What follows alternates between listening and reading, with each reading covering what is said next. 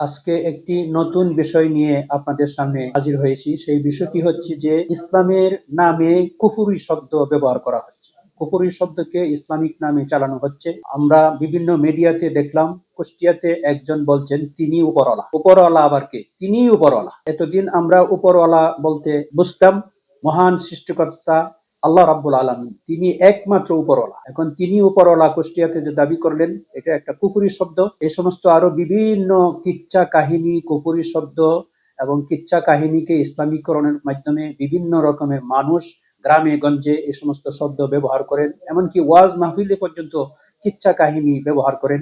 এইগুলিকে পরিহার করার জন্য, এগুলিকে দেখবার জন্য ইসলামিক ফাউন্ডেশন, ধর্ম মন্ত্রণালয়, ধর্ম সচিব, ধর্মমন্ত্রী এবং সর্বোপরি মাননীয় প্রধানমন্ত্রীর প্রতি আমাদের দৃষ্টি আকর্ষণ করছি, অনুরোধ করছি, এগুলোকে দেখবার জন্য আপনি একটা উইং করেন, একটা কমিটি করেন যেন এই সমস্ত কুফরি শব্দ ব্যবহার না হয়। এই পবিত্র রোজা রমজানের দিনে ইসলামিক সিস্টেমের মধ্যে কুফরি শব্দ যোগ করে তরুণ সমাজকে বিভ্রান্ত করা হচ্ছে। এখান থেকে আমাদের বের হয়ে আসার জন্য প্রধানমন্ত্রীর দৃষ্টি আকর্ষণ করছি। আল্লাহ হাফেজ।